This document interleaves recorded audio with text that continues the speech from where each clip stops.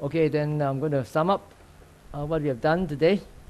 What we have done so far today, we have done body parts, elements and corpses, contemplation of Vedana, contemplation of Chitta.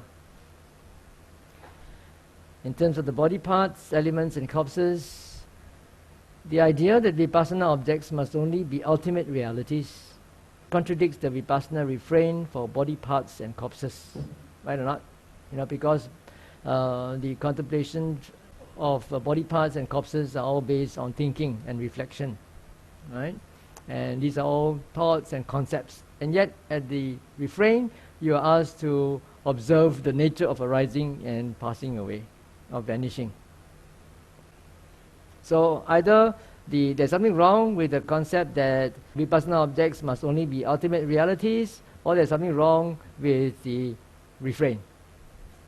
Secondly, contemplation of elements can be either conceptual or experiential as ultimate realities. What I mean here is that in terms of the elements, I forgot to actually explain this.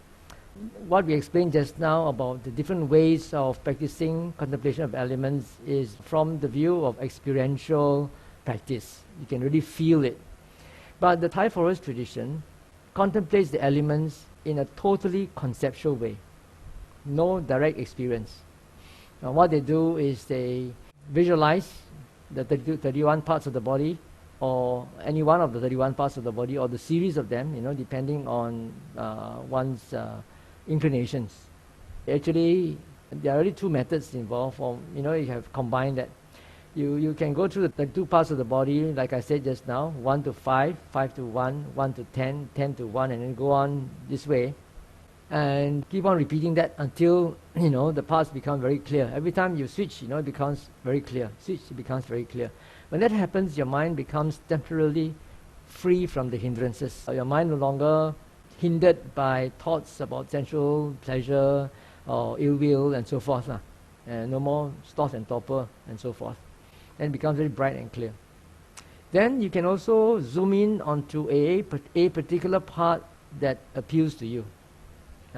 For example, it might be just a skeleton, right? When you talk about bones, instead of just a particular bone, it could be the whole skeleton, or it could also be a particular bone, and you zoom in into that, and then you manipulate that conceptually.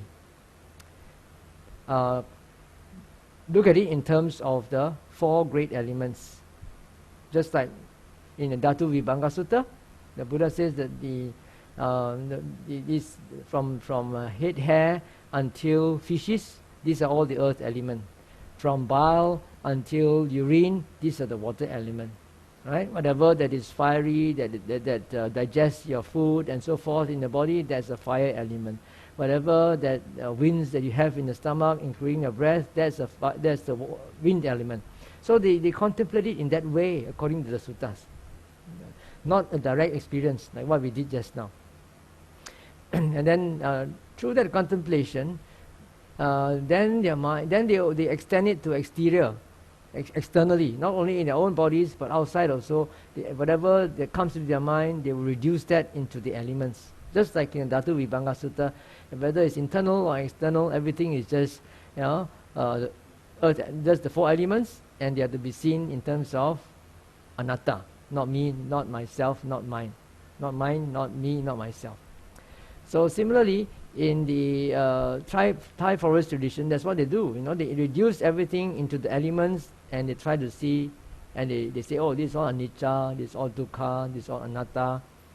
And when their mind calms down, then only they come back to look at the five khandhas within themselves. Okay, that's how they do. So they can also see anicca, dukkha, anatta in a conceptual way with regard to the elements and the 31 parts of the body. Okay, there's a Thai forest tradition. Now, contemplation of body parts and corpses can help to reduce lust and attachment to one's own body as well as other people's bodies.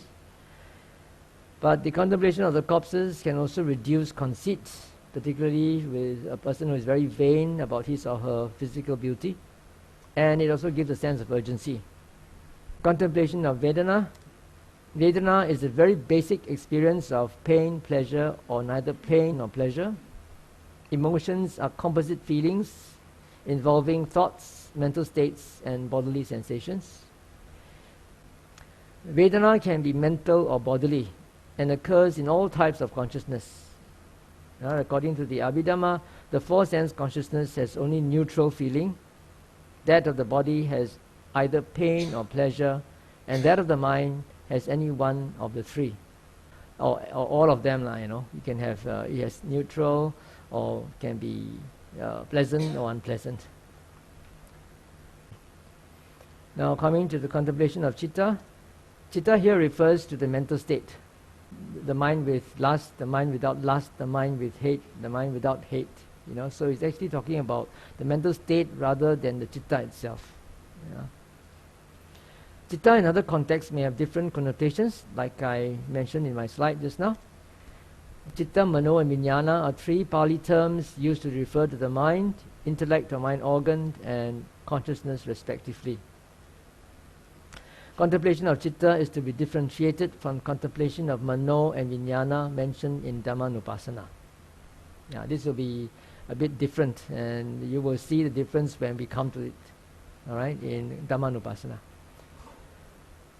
I think that's about all. Alright, so any questions? No? Okay, so tonight will be a guided meditation. It will be a combination of techniques that we have learned so far. You want to ask a question? No, okay.